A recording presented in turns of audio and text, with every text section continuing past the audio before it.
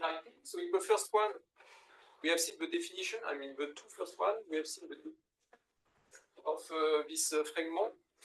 And yesterday we have seen how to encode different logics in a modular way in this fragment. And today, I mentioned several times that this relies on a number of properties that must be satisfied by the encoding scheme.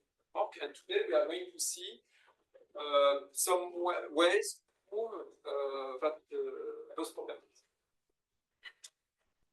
So what are the properties we are talking about? So here I give you some abbreviations and what they mean.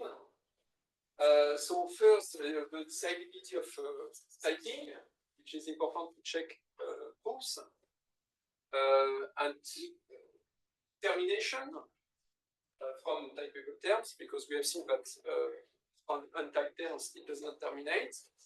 And other properties we discussed, so the preservation of typing, so for beta reduction already, but for rewriting. And I mentioned confluence and local confluence. And then we are going to see step by step some of these differences. But first, some remarks.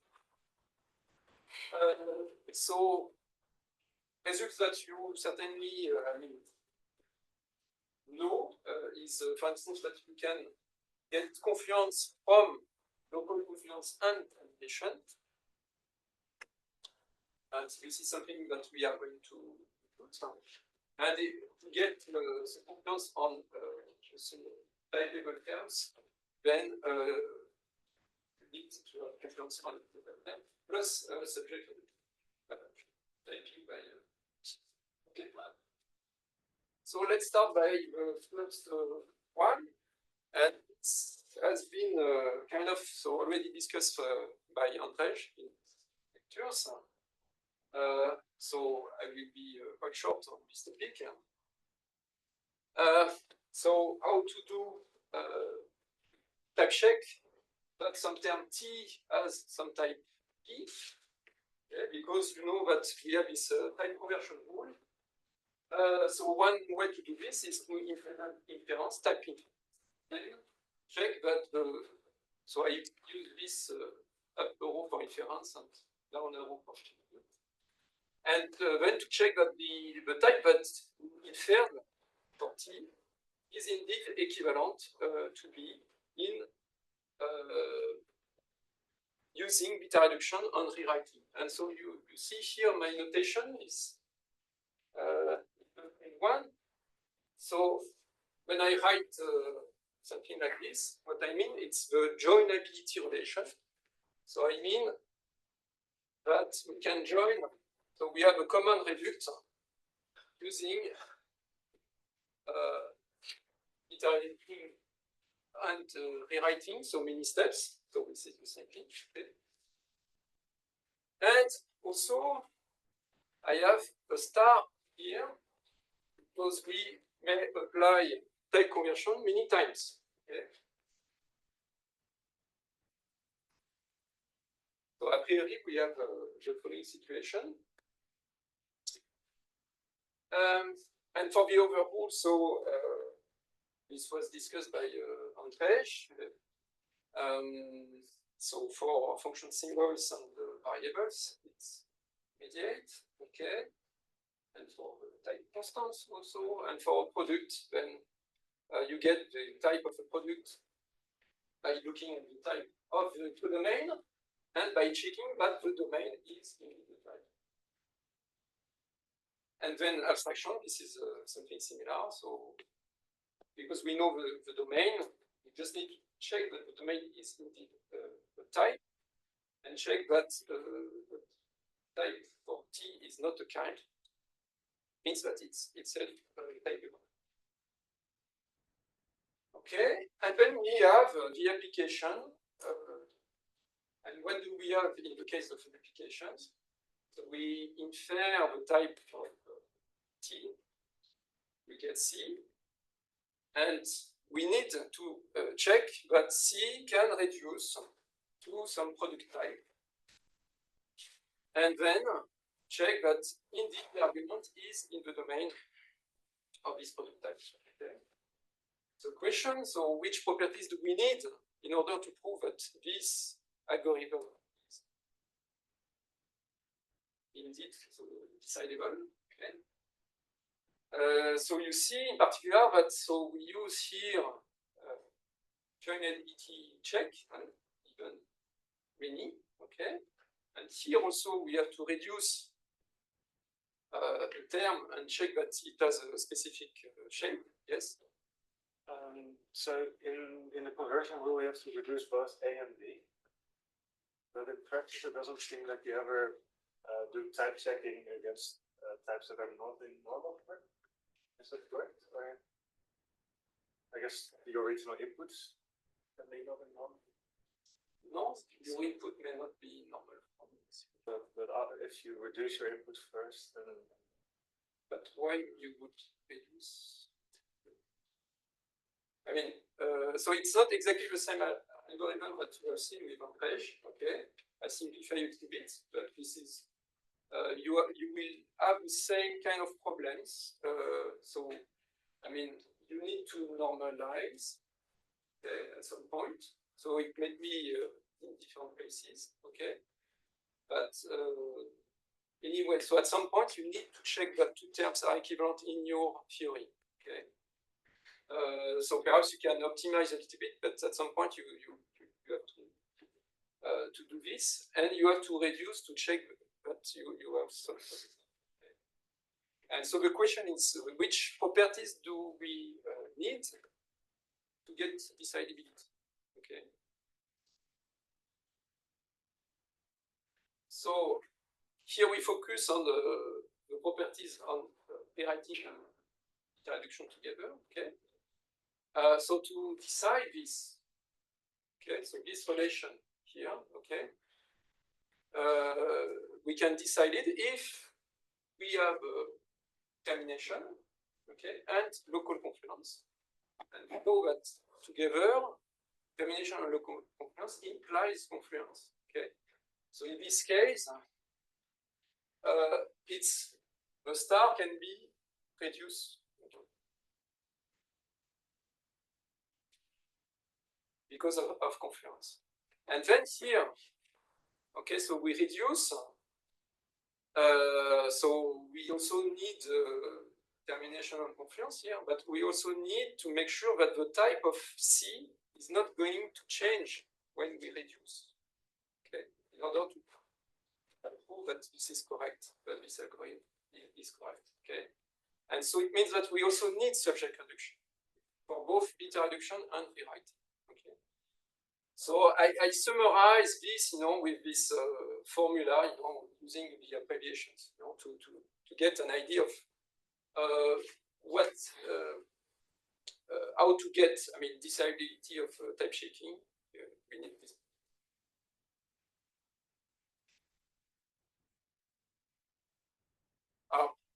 Is it okay for everyone? So now let's see how to prove subject reduction.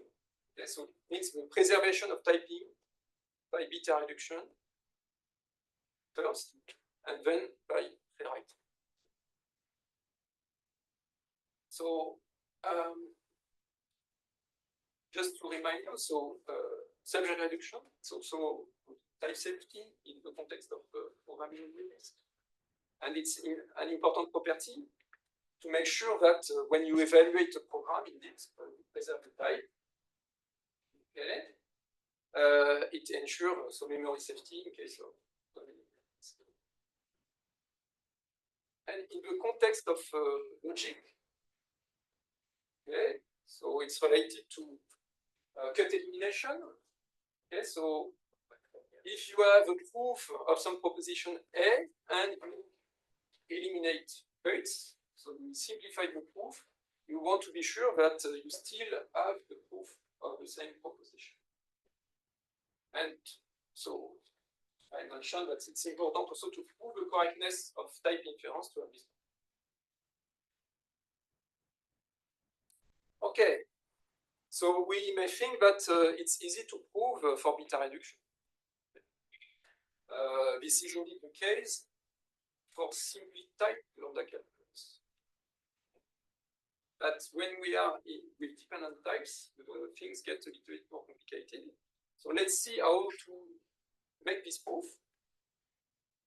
So we want to prove that if we have a beta index, okay, of some type C, then indeed, if we reduce it, then we still have something that is typeable and of the same type.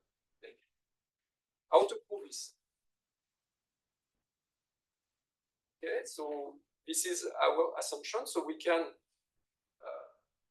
look at the possible typing rules that must be applied in order to get a judgment like this one.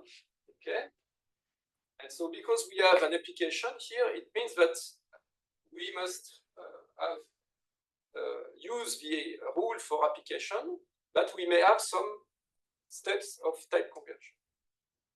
Many steps, okay, not just one. And then here we have an abstraction, okay, with a product, okay, and the argument must be in the domain of this product. And again, we can also invert the typing rules and see how we got this judgment here.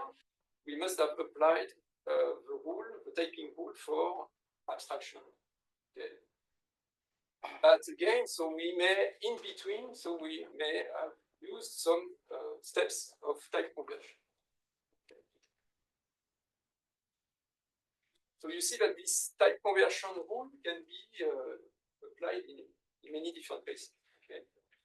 So what do we have at the end? So we have that T is of type B, assuming that X is of type A, okay, and we have U of type A prime, okay, and we have some relations between those types here, okay.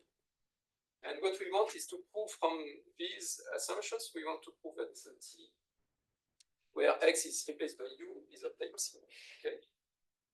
And so, is it valid to replace X by U, okay? So we know that here X is of type A, but U is of type A prime. Okay, so we cannot directly do a substitution in general. Unless we can prove that A and A prime are equivalent. Okay, so is it the case that A and prime are equivalent? In general, it's not the case. You know? It depends on your rules. Okay, but if you have confluence, okay, then we are. So if it's confluent, okay, then so this relation here, it's the same as just this one. Okay.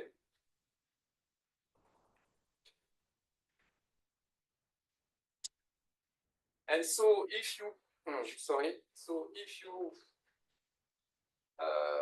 have a product like this, if you reduce a product, you all along the reductions, you always have a product. It's not going to change. Okay, the structure of your term will be a product. Okay, and so then we can deduce by confluence that indeed A and A prime are equivalent. Okay, and same thing for B and B prime. What if you had some rewriting rules to break this, rewrite the product? It's not easy. What if you had a rewrite rule that break this function? I take a rewrite rule that. If you have confluence, I mean, you will get this confluence. Do you agree with this? Or? Oh, okay. So it will break the rule. Okay, sorry, I was confused. Okay, and so then we can use this to build the proof of this judgment here. Okay.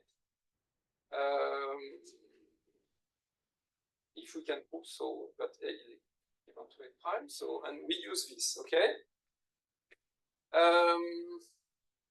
So I detail the things here, and so now, starting from this, by using Confluence, we get this, and then we can build a full correct typing derivation for this judgment. Okay, so the conclusion of all this is that, so to prove subject reduction for beta reduction, we need Confluence. I mean, so at least we know how to prove this property when we have Confluence. Okay.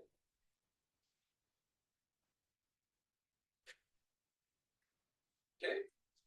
So now, this was the case of beta reduction. What about user-defined rewrite rules?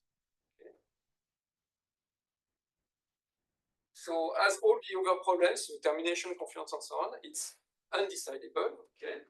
And what we want to prove is that for a given rule, so you have a left-hand side and a right-hand side.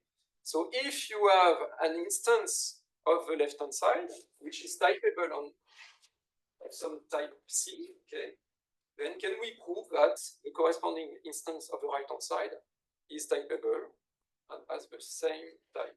Okay, this is what we want to prove. So the first idea is, well, let's assume that the left-hand side is typeable and the right-hand side also is typeable with the same type. Okay. It looks quite natural to do this, okay, but it's a little bit too restrictive, because with dependent types, if you impose this condition, okay, you will get many non-left linear rules, okay, and we are going to see some examples later. Okay. And this creates a number of problems. Okay. So first, confluence is more difficult to prove. Okay. And second, rewriting, the implementation of rewriting is much less efficient, because to apply a rule, you have to check the equivalence of subterms. Okay.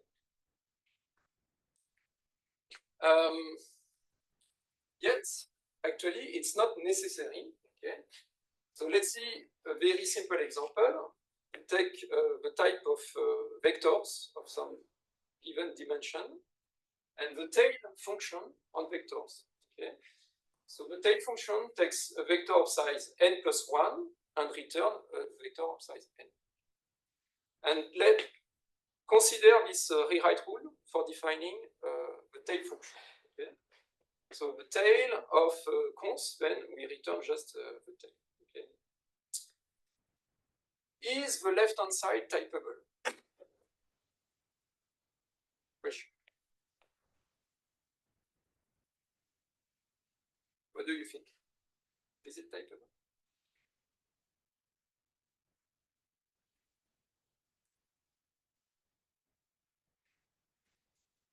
So, okay, tail takes as argument so n and expects as over argument a vector of size n plus 1. But what is the size of this vector? Okay, you see that the parameter is p here, so it means that you get a vector of size p plus 1. Okay. So the system is expecting something of size n plus 1, but you give an argument of size p plus 1. Okay. And n and p are variables, you know, they are not equal. Okay. So this term here is not typeable. Okay. Is it a problem?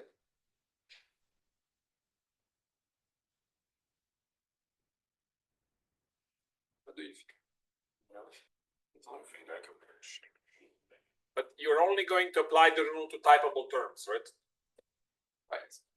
Okay. So subject reduction, what we want to prove, okay, is that typing is preserved. Okay. So what is important is not the left-hand side itself, but the instances, the typable instances. So we want to prove that if I have a typeable instance of this term, then the corresponding right-hand side will be of the same type. And then, so it means that the left-hand side itself does not need to be typeable. It's not important. Would it be a problem if P was N in the rule? Then you wouldn't be able to apply it in. No, so yes, so this is the point. I mean, you can do this when you have a typeable term, but then your rule is non-linear. Okay, Oh, I see. and then you get some problems. So to prove confluence, or it's less efficient, I mean, to implement. Okay, because indeed, so if you take P is equal to P, you replace P by N. To apply your rule, you have to check that this argument is equivalent to this one. So it's much less efficient. Okay. So can we get rid of this? Oh, okay. So, prima. The problem with non-left linear rule is that it breaks confluence on untyped terms. Okay. And usually we prove confluence on untyped terms, not on typed terms. It's more complicated. Okay. And so I'll show you some counterexample here. It's a well-known result actually, from the 80s, something like this. I do not remember if it's Huet or Clock or someone.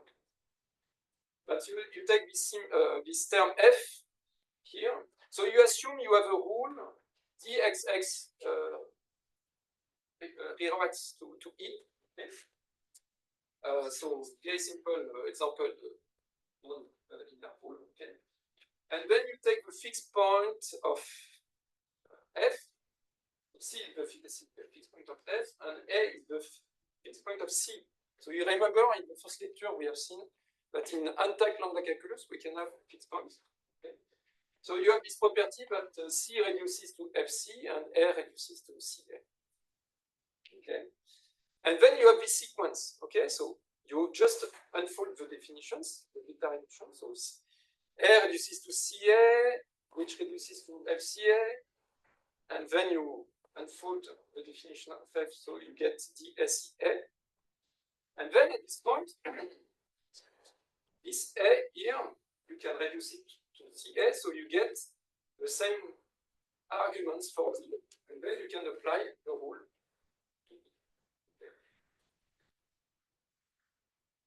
So it means that A can be reduced to E. Okay? But if A can be reduced to E, we can also do this at some other point. So instead of doing this, we can here reduce A to E, and then we get CE. Okay. But once we are here, we can never go back to E. Okay. You look at all the possible reductions that you can do from CE, and there is no way to get E as a result. Okay? So the system is not confluent.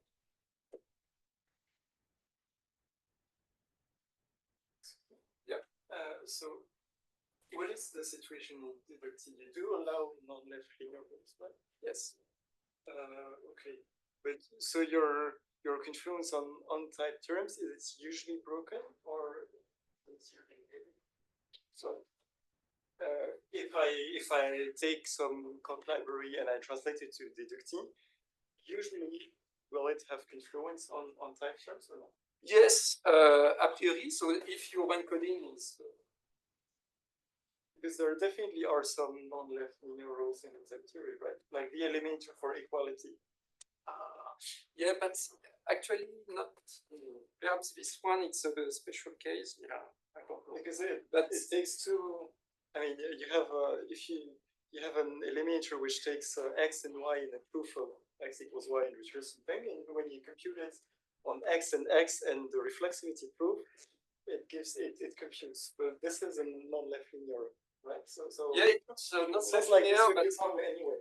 actually, so in ROG or Lin, it's not it's not very- so we are going to see, I mean, why.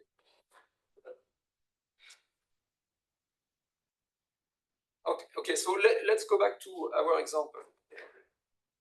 And so we have this rule, okay? So this term is not typeable, okay? But let's assume that we have a typeable instance, okay? And then, so by reversing the typing rules, we can deduce what is the type of each subterm, okay? So here we know that n is of type big N, X is of type A, P of type N, and V a vector of size P.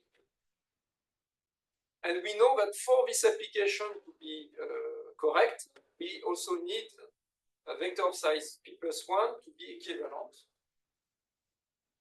to, say, a vector of size N plus 1. And finally, we get that the type of the left-hand side is something equivalent to a vector of size N. Okay? And what we know is that so V is of type a vector of size P. Okay? But here, no, so we get this by typing, okay, by inverting the typing rules. Okay? But V and S, okay, are constants. Okay? So actually, this means that P is equivalent to N by confluence. Okay? So if P is equivalent to N, so it means that this type here is equivalent to this one. So indeed, our rule preserve.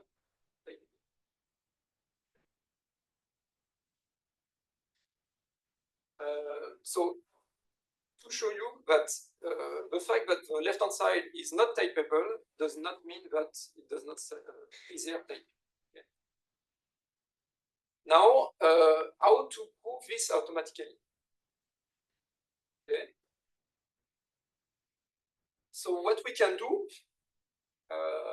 so the proof that we did by hand here, I mean the reasoning that we did by hand here, we can try to automate. How?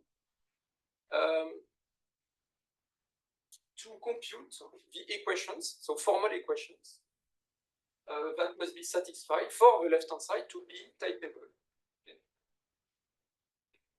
And then what we can do is prove that the right-hand side has the same type modulo those equations. Okay. So problem, so how to type check modulo equation? Okay. It's not clear. So what we can do is, I remember there was a question in the first lecture about Knut-Benedict's convention. So how to do type checking modulo equations? So I don't know. What I know is to do type checking modulo rewrite rules. Okay. So one way to solve this problem is to turn those equations into rewrite rules. Okay. And for this, there is a well-known procedure, which is Knut-Benedict's completion. Okay. And then, so we can try to type check the right-hand side using these additional rules. Okay. So perhaps you don't know what is this procedure. And the idea is to orient the equations, so to turn the equations into rewrite rules. And for this, usually, so you need an ordering on terms in order to orient the equations. Okay, so first thing. But it's not enough, you know, when you do this, you may create what we call critical pairs. So what is a critical pair is when two rule left-hand side overlaps. So then it means that there is a choice. You know, you can apply one rule or the other. And so you get two different terms that are equivalent, but you don't know if they are joinable. Okay? And you need to check this. And this procedure is trying to do this. Okay? In general, it may not terminate. Okay? But in case it terminates, then you get a rewrite system that terminates, that is confluent, and that has the same equational theory as the equations you had at the beginning. And so we can try to use this procedure to solve the problem we have. Okay. Yeah, so some small exercise. Okay, let's take some example. Imagine that I take these equations. Okay. I can decide, for instance, to orient all these equations from left to right using some lexicographic path ordering, for instance, with these precedents. Okay. So I get these rules. Okay. So do you have an idea of how many critical pairs I can get with these rules? So we need to check that the overlaps that can happen between the rules, left-hand side.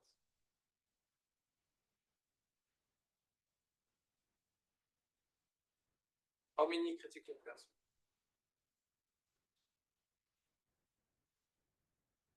So can we have overlaps between the first rule and the second rule? No. Can we have overlap between the first and the third?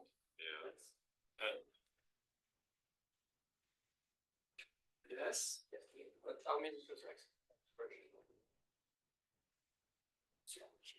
Two, yes, because if y is 0, then I can apply the rule here.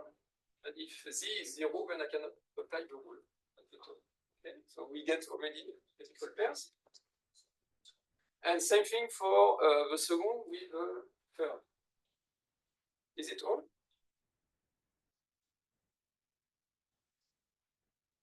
I mean, you also have between 2 and 3.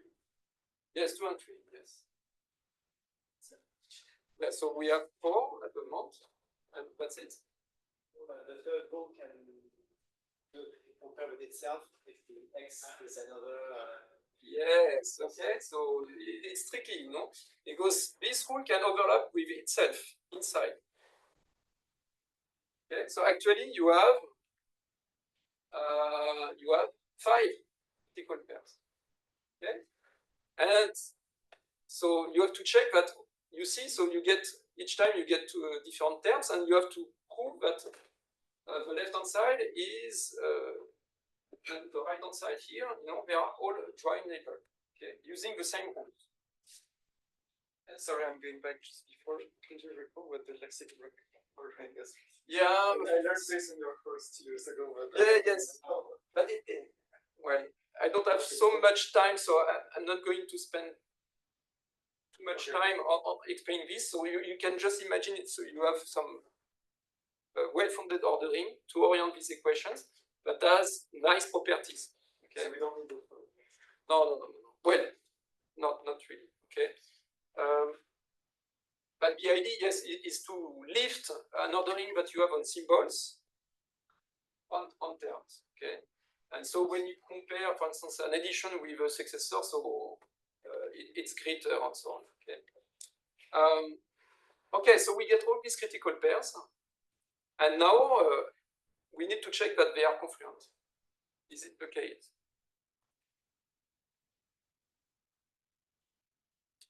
Let's take the first one. So we have x plus z, and here we have x plus 0 plus z.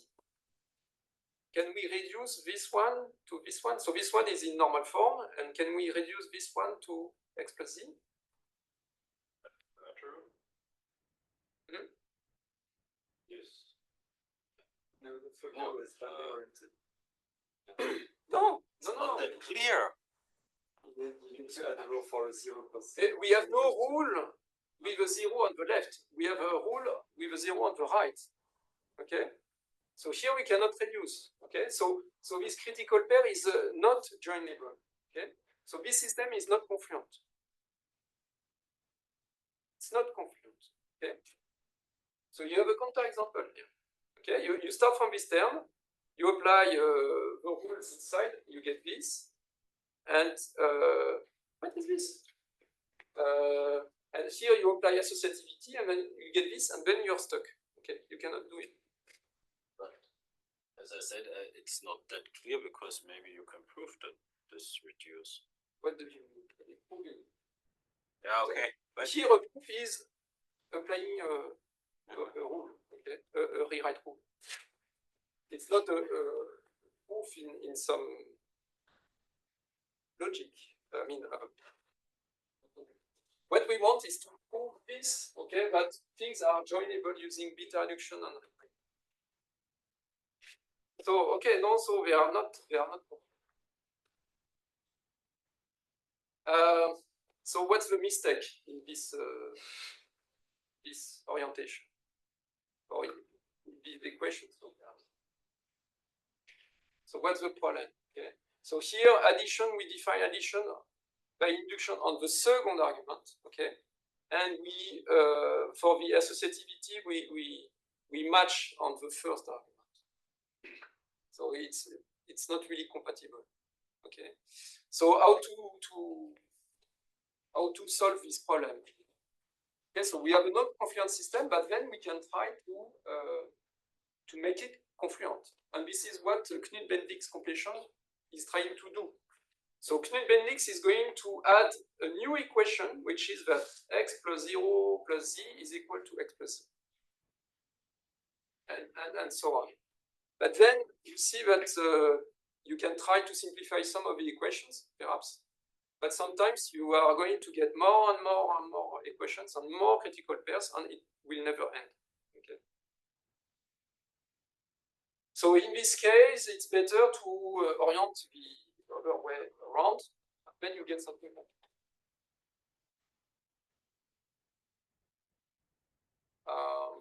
yes. Okay, and let's go back to step 1. So let's try to get the equations. Okay, and so what we are going to do is to try to infer so the type of the left-hand side on all the variables and extract some equations that need to be satisfied. Okay, so the input is the term. Okay, and as output we have a type and some equation.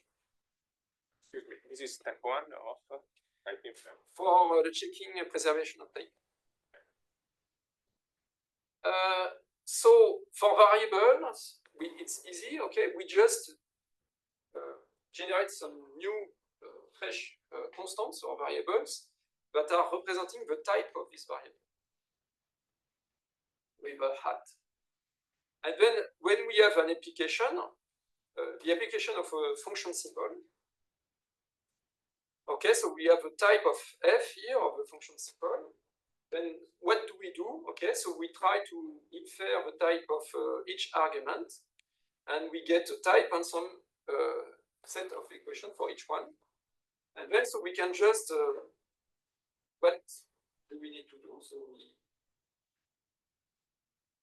put all together all the equations, and we need to make sure that this application is well typed, so we need to add new equations, saying that the type that we get 41 is indeed the domain, the first argument of the function. And so we get all these new equations for each argument. And because we have dependent types, okay, we need also to apply the substitution. Okay. So what happens in our example? Okay, so we get here n, so it's n hat, and it must be equal to en. For x, it must be equal to a, and so on. And we have interesting equation, which is that vector p plus 1 is equal to vector n plus 1. So we get this equation. So we get these equations here. So then we can apply Knut-Bendix equation. Okay. So take, for example, this ordering. So actually, the ordering is not very important in this case. And so we get these rules. Okay. So is it enough to prove subject reduction? So let's go back. So we have these rules, and we want to check that V is of type is a vector of size n, modulo these rewrite rules. But what we know is that, so V is of type VP, okay? But can we deduce that VP is equivalent to Vn, modulo these rules?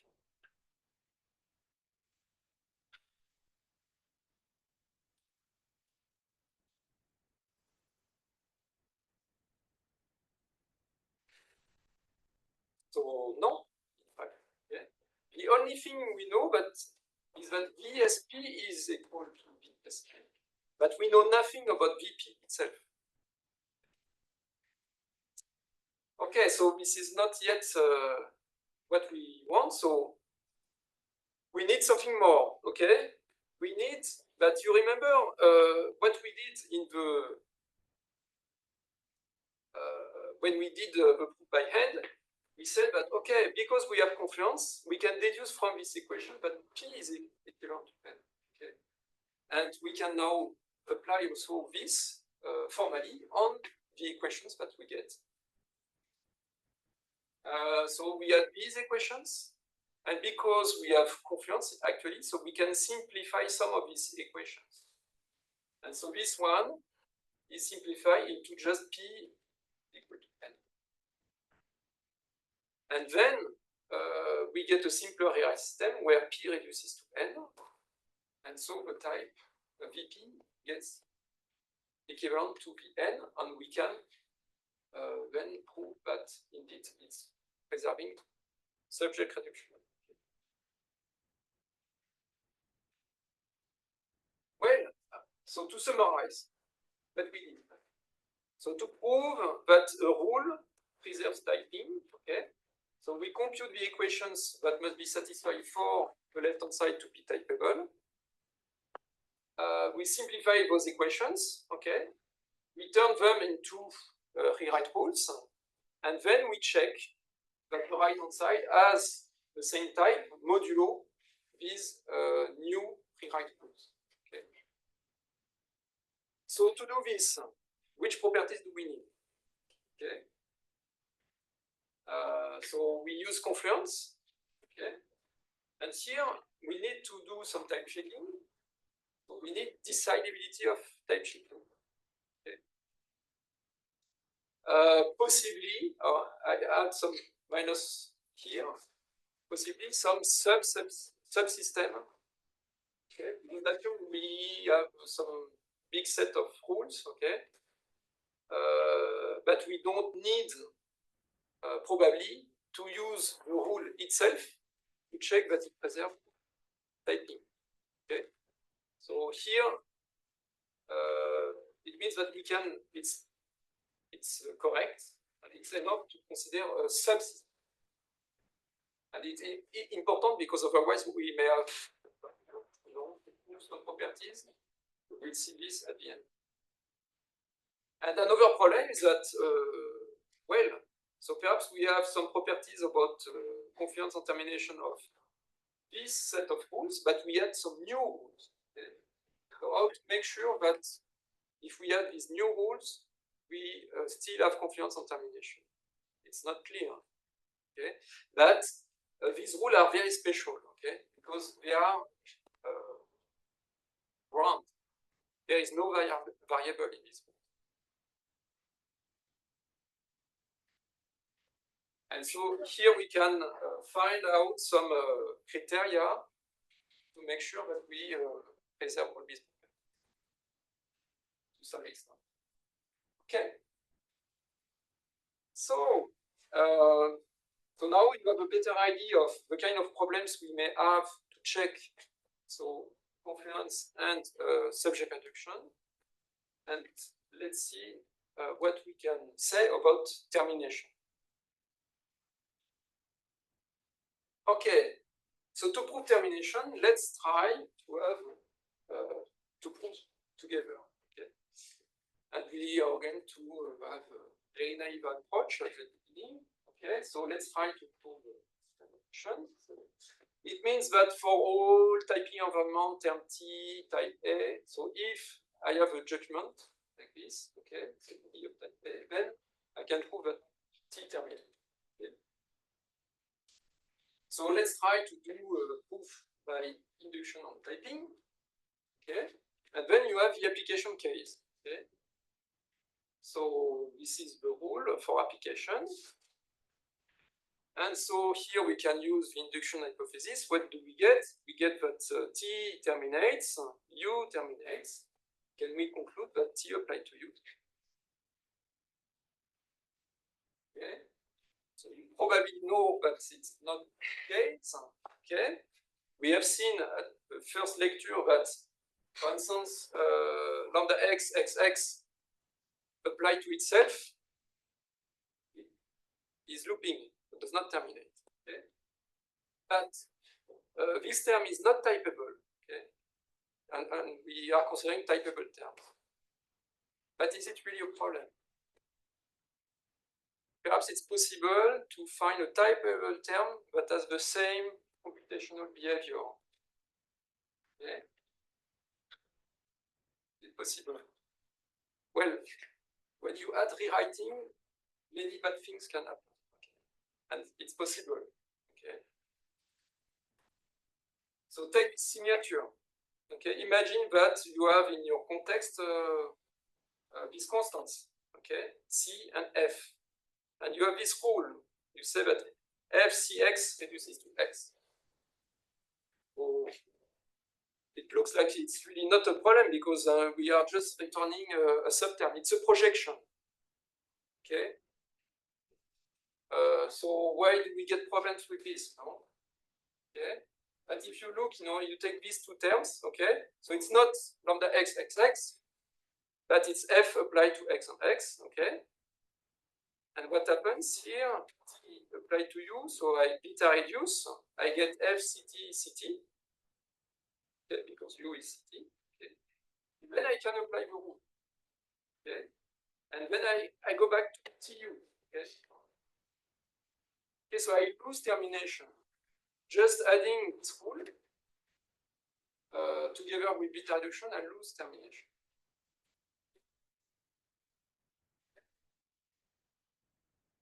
So we have to be very careful, so when we have rules. Okay. And so now if you interpret this, in some models, you see that there is something wrong with this rule, okay? Because it means that you are equating, the type A with the type A euro A, okay? So you get a model of untyped lambda calculus, okay? So that's why we can reproduce this lambda XX. Yeah.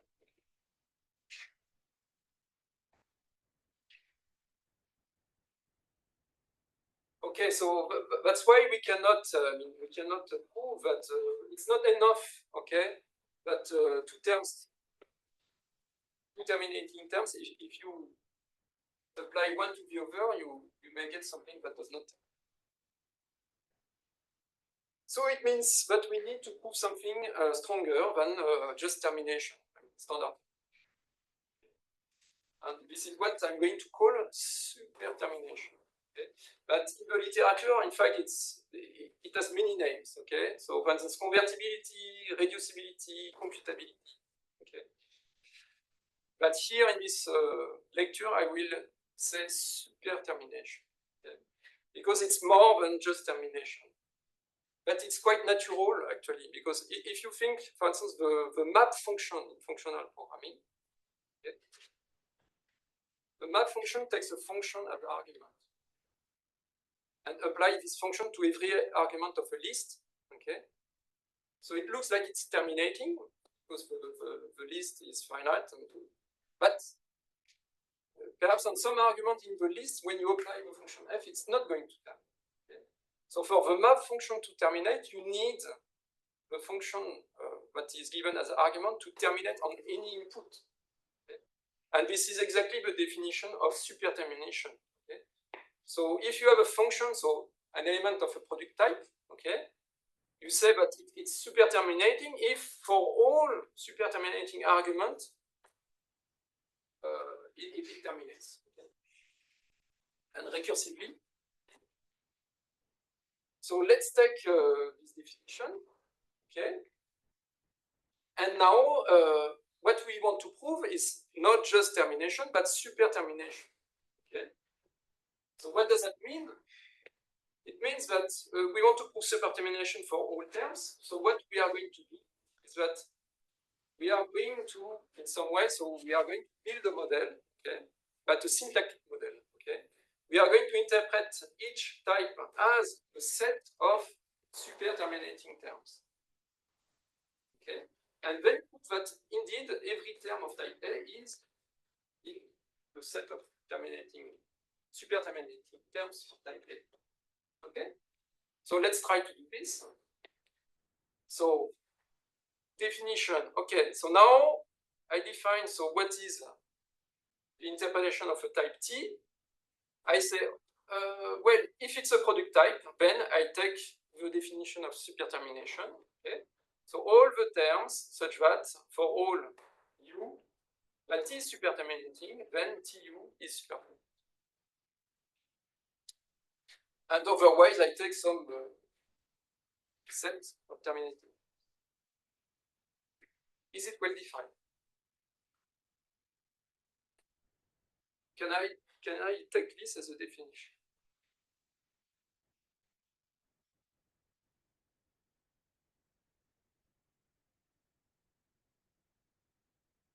So what's the problem? So T is equal to this. So I have A and B. Okay. So here I have A. So I would say, okay, I do a recursive definition. So A is the subterm of T. That's fine. Okay. But here I have B, where I replace X by U. Okay. And perhaps in U I have big things, no? Because I quantify it's any U. So actually, I mean, this term can be bigger than B, bigger than T. Perhaps it contains occurrences of T, actually. So it doesn't look well-founded, I mean, well-defined. But still, actually, it's possible to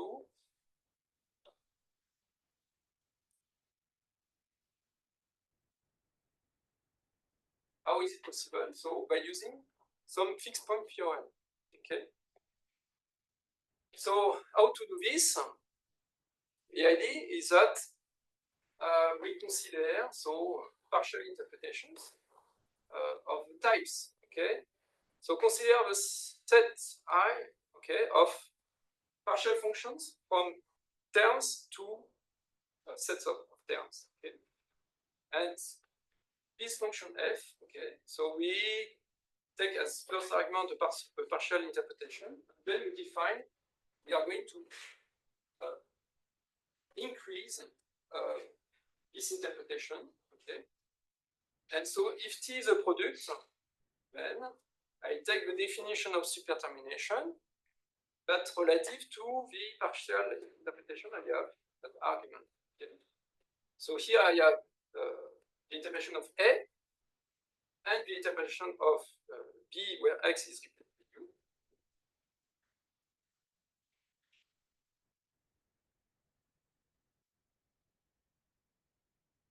And here it's fine, I mean, because my function is partial, so perhaps it's not defined, but it is defined. You know, I can define the domain of definition of this function. And what I can prove is that actually, so this function is monotone. Okay. And because this set here is chain complete, okay, then I can apply this fixed point theorem saying that every monotone function on a chain complete set has the least fixed point. And like this, so we can give a meaning to this definition.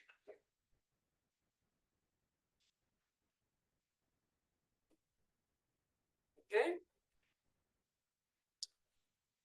So let's continue now the proof with this definition. Okay. So what we want to prove at the end is termination. So we first need to make sure that super termination implies termination. Okay. Is it the case? Okay. So I have my definition here. In case of T is a product, okay, I need to prove that this set is a set of terminating terms. Is it the case? Is it the case that any term T that has this property is terminating?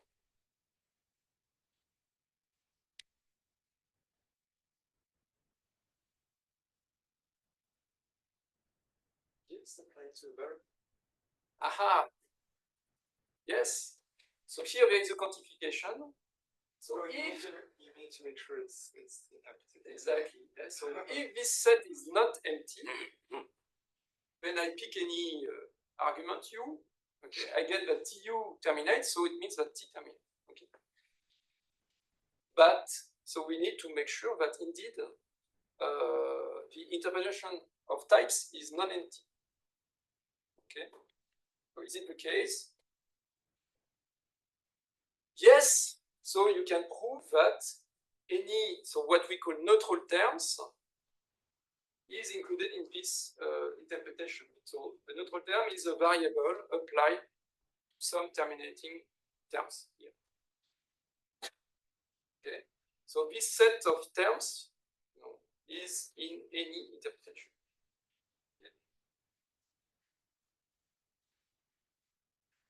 Okay, so the interpretation is not empty, so we get that all the elements terminate. Okay, so let's go back to the proof we started. So now the application case is very easy because it follows by definition. Okay? We define the interpretation of a product in order to solve the problem of the application. So it's done. Okay. Let's see now the other constructions. Okay, so abstraction. Okay, so abstraction, this is this rule. So we get by induction hypothesis that T is super terminating. And can we prove that lambda xt is super terminating? So we unfold the definition. So it means that we need to prove that for all super terminating input, the output is super terminating. Okay, is it the case?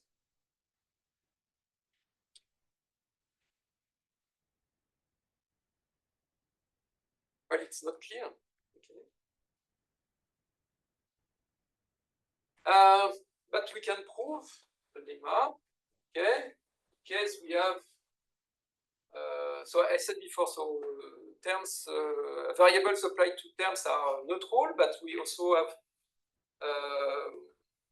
We can have partial applications, okay, orbital indexes. Okay. And this term, we can prove that these terms are super terminating if all the reducts, okay, are super terminating. So one way to prove the super termination of a term,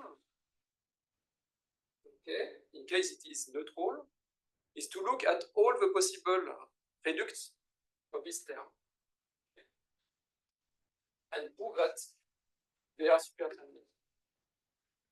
So why do we have this property? Okay? Because in case of a neutral term, okay, it's not an abstraction or a partial application. Okay? It's fully applied. And so if you add some new argument, only reductions that you can have are in the subterms. You cannot have a reduction at the top level because T here is neutral. It's not an abstraction, it's not a partial application. Okay? So you can never apply a rule or a beta reduction at the top level. Okay? Only in the subterms. Okay? And so then you can just do some well-founded reduction on the subterms for this problem. Okay?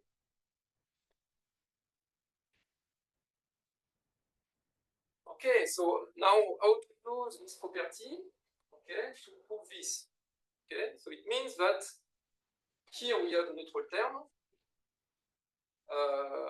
We need to check that all the possible reducts are superterminating. Okay, so it means that if we reduce, okay, we have to prove that T where X is replaced by U is superterminating. Is it the case? No, the only thing we know at the moment is that T itself is superterminating, but we know nothing about T where X is replaced by U. Okay.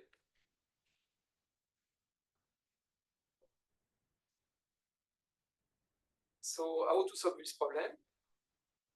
So again, we need a stronger induction hypothesis. We need to prove not just supertermination, but also supertermination modulo the application of the substitution of some arguments. But arguments that are, by assumption, superterminating. Okay. So let's reformulate the things. Okay.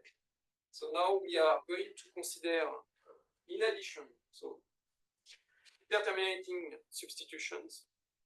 Okay. It means that they map variables to terms that are superterminating. And what we prove, so we have some additional assumption, is that we prove not just that T is superterminating, but T applied to some substitution sigma is superterminating. Okay. For all valid, valid substitution, superterminating. Okay. So we need to start the proof again from the beginning. Okay, the application case. So we apply the substitution sigma everywhere, and it works because we can use the substitution here.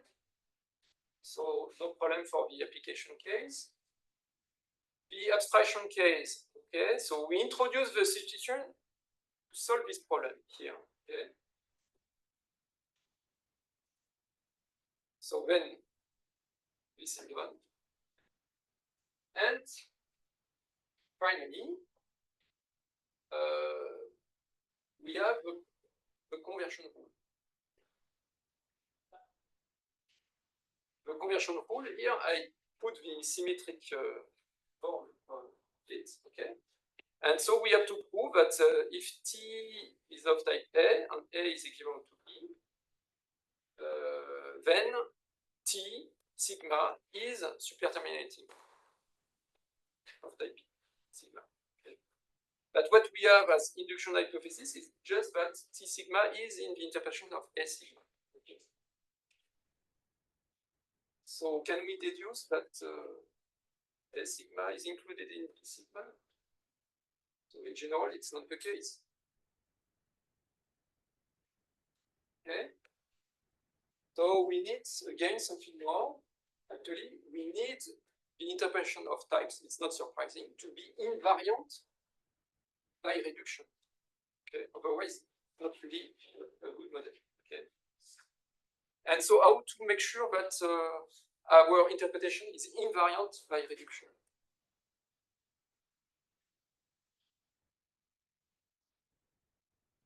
So here we are going to, yes, So we can want to replace equality by equivalence to do this. but how do you formulate this? Without the if T, if T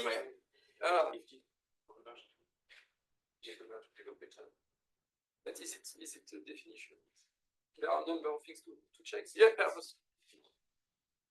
Another way to formulate this is that I need some additional assumptions. So here now I'm going to assume that my relation is locally confluent. And then I define the interpretation like this. I consider, so if T is terminating, and because I assume that I have local confluence, then I have confluence. Okay. So it means that T has a normal form. Okay. And then I'm going to take the interpretation of the normal form. Okay.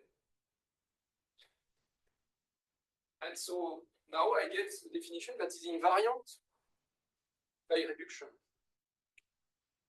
because if T reduces to T prime, then T and T prime have the same normal form by confluence.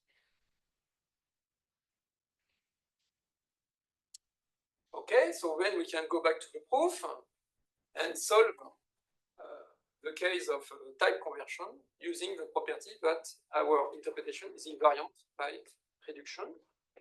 And why does it work? Okay, because we have, by induction hypothesis, we have that the types are terminating. And so they get the same normal forms and the same interpretation.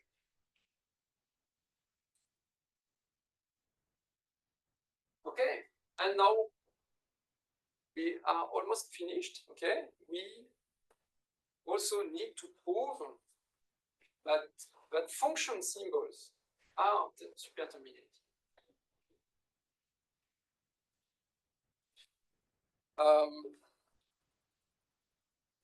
So how to prove this?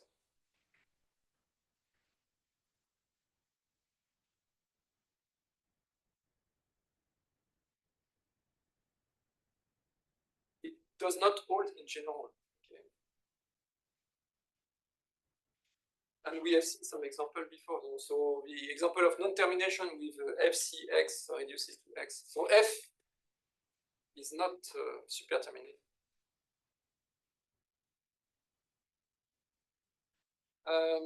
And we need to try to prove this, for any possible, user-defined rewrite system.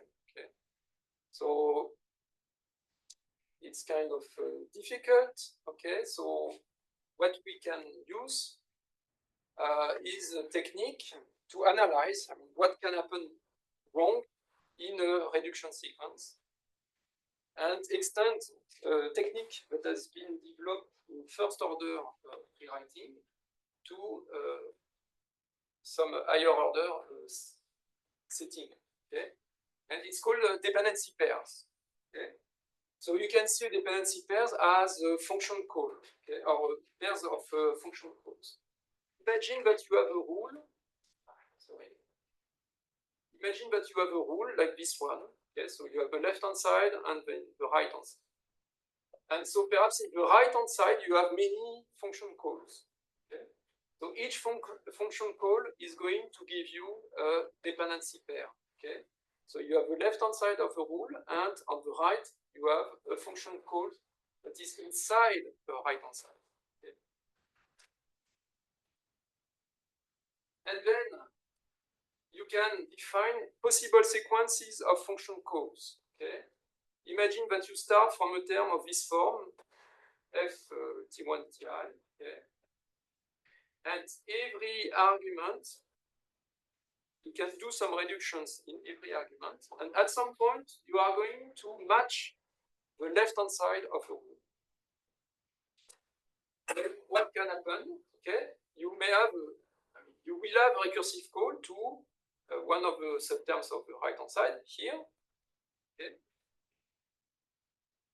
And so what we can prove is that function symbols are superterminating, okay, if this relation, so is terminating, is well-founded. Okay, so there cannot be infinite sequences of function calls. But this was formulated not exactly like this, but for first order terms. But we can extend this to higher order terms. And for this, we need to take into account that we may have partial applications. Okay, so we need to add some additional arguments on both sides. Okay. And then we can prove that function symbol are superterminating if so the chain relation terminates, and plus some additional assumptions on the signatures on the rule. And we are going to see one.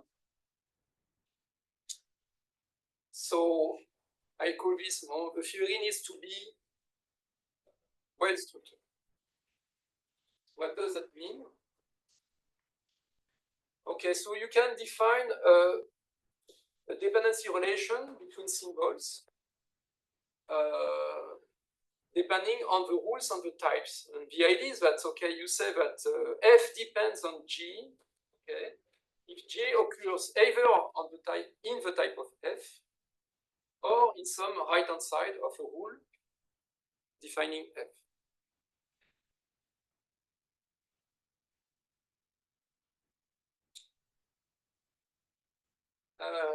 And of course, I mean, if you have finite signatures, this property is always satisfied. Okay. And then we are going to ask something else, is that the right-hand side of every rule is typeable, okay? But in some special way. Okay? We are going to ask that in this typing derivation for the right-hand side, each time you type a type, okay, you use only symbols that are smaller in this dependency relation than the symbol F that you are considering. So it means that intuitively that to type the type of a symbol F, you should not need to use F itself or a rule defining F. It's a bit unusual. Okay, so if you have such a theory, and also if your theory is what I call accessible, so the intuition is that matching preserves supertermination, okay, which is not the case of the example we have seen before. If you take this example, okay, you remember, so the rule is Fcx reduces to x, okay? And so what you want to prove is that F is superterminating, so it means that for any term that is superterminating, so for instance C of x or C of t superterminating, okay, we need to prove that T is superterminating. Okay. Terminating. Okay. Of course, it's wrong in this case because we know that it's not the case. Okay. But why? You see that it's related to matching. Okay. Here you have C of t, and here you have t. Okay. And in some higher order setting, okay, supertermination is not preserved by taking a subterm. In the first order case, there is no problem. If you have a terminating term, you take a subterm, you know that it terminates. But when you move to the higher order setting, it's not the case anymore. Okay. And so you have this example. Okay. So it means that we cannot take any subterm. We have to be careful. And what is wrong with the subterms of C? What is wrong? And here you can see, okay, C is used to build something of type A, okay, and it takes as argument a function from A to B. And you see that this occurrence of A, we say that it is negative. It occurs at a negative. And when you have this kind of problems, situation, then you do not preserve, you lose temperature. And so you can do matching only on what we call positive inductive types. Okay. So in systems like Coq, Handlin, and so on, this is an important restriction. And it's even stronger actually. So in Coq or Handlin, you have only strictly positive inductive types.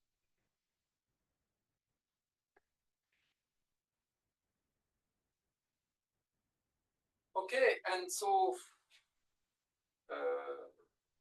one way to prove termination, okay, is, if I go back to the slide here, assuming I have a nice theory, okay, having all these properties, I need to prove that the chain relation terminates. Okay, so that there is no infinite sequence of function calls. So how to prove this? Okay, actually there exist different techniques. There is one that is used also in programming languages. This is called the size change principle, or size change termination. So the idea is to analyze the possible recursive calls and see how the arguments are decreasing in some way. And you build matrices and these kind of things. And after some computation, you can check it's terminated. I'm not going to enter the details, but just to show you that there are nice techniques to prove termination of chain relation. Conclusion, okay, for termination. So we have seen that we can prove termination assuming local confluence and decidability of type checking for some subsystem.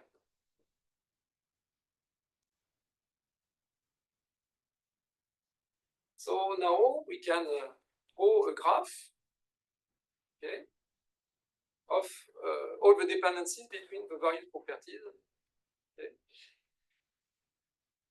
and hope that there is no loop, okay, because for instance, if to prove termination you need type checking of disability of checking, but for disability of checking you need termination, okay, so in the end,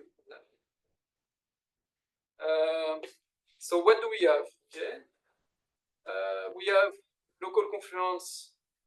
Okay, so this is the other way around. Okay, so if you have confluence, then you have local confluence. Okay, but you need local confluence for confluence. Okay. So we have seen that for termination we use local confluence. For decidability of type checking also, and for proving termination we use decidability of type checking because we need to check that the right-hand side of the rules. So you remember the left-hand side, we don't care whether they are typeable, but the right-hand side we need to check that they are for termination. Okay, but we can do this on a smaller system. So here we avoid a loop but restricting the rules. For instance, you can imagine that you check all these properties in some incremental way. Okay, starting from the system where you have no rewrite rules, just beta reduction. We know that it terminates, it's confluent, it has all the nice properties, and then you add the first group of rewrite rules and try to prove these properties using the fact that the system without the rewrite rules has all the good properties, okay, and so on. Okay, this is the strategy we can have to solve a problem, so in some incremental way.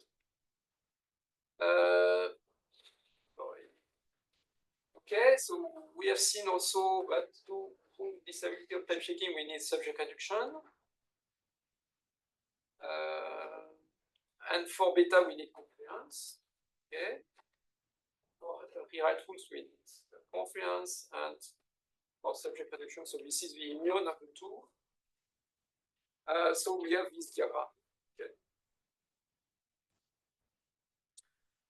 So you may think that local confluence is simpler. So actually, in theory, it's not. No, it's equally undecidable as confluence. Okay, but in practice, it's much simpler to check local confluence than confluence.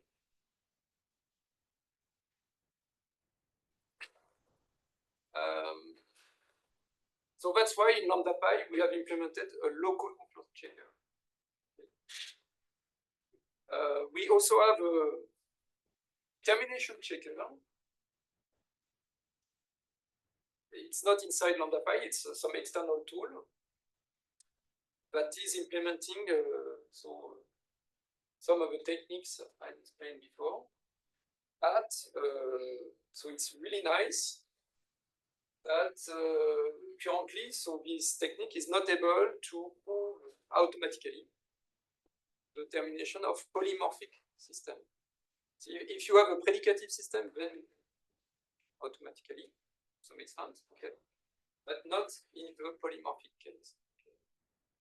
So why? Because the encoding of polymorphic systems gets something that is not positive, okay, and then you have some problems. Okay.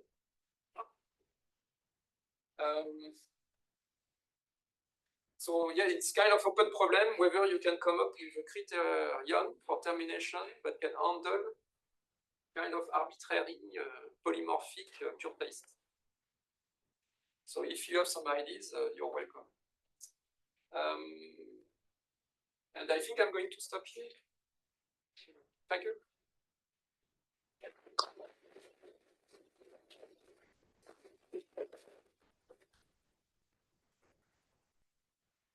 Or if you have some questions. So the problem is with the predicativity when you say polymorphism. If I take current criteria of rock and then translate it to LambdaPy, do you know at least in the case that is terminating? So I mean, rock should be terminating hopefully. Yeah, assuming rock is terminating, does the encoding terminate? So currently we don't know how to prove the termination of the encoding of the calculus of no. Perhaps the calculus of construction, but if you add all the immersive you have in rock, but this is kind of expected because it raises the consistency strength. No, this is. I don't know because it's equally difficult.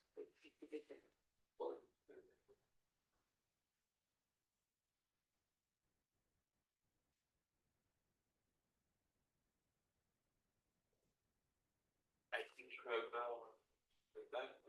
in the definition of well structured theory, said that we have finite and natural means the relation defined was personality. Was there somewhere we were also? No, it's only.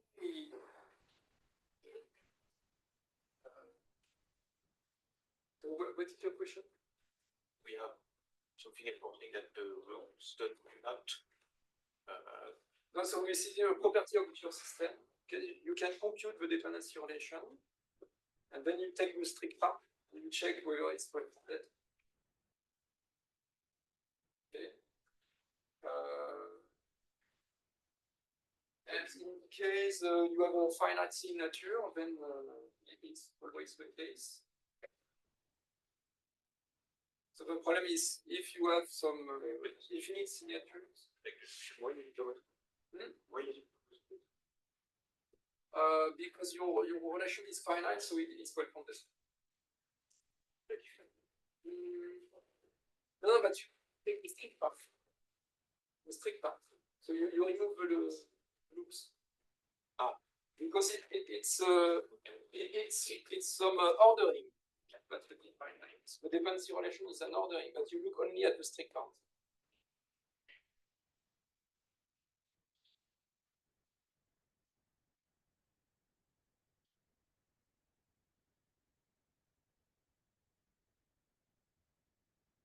Okay, other questions? Okay, so we stop here. Yeah, okay, sorry. I just wanted to know if we could go back for the conclusion of the termination, please. Which one? This one? Yeah. Just, okay. So it's a summary of what we are using to prove termination. So local confluence, we define the interpretation of types. Okay, we assume local confluence. And to prove a termination of the function symbols, Okay, we use the desirability of type checking because we need to type check the right hand side of the label. But so not that we do not assume subject. Okay, because sometimes you may think that you need subject condition to prove termination, but it's not the case. It doesn't matter that your rules are to some extent.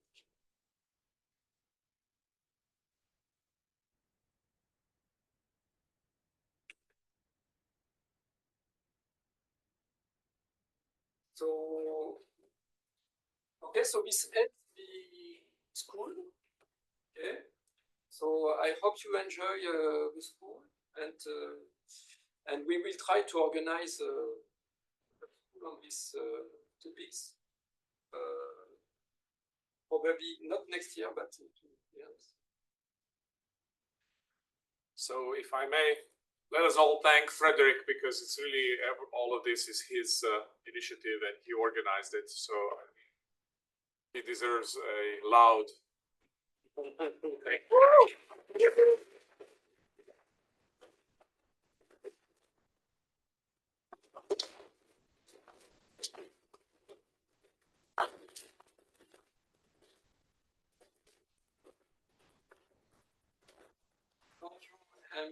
And so we have now happy hour. So we have the snacks and drinks. Okay, but don't forget to give your badge.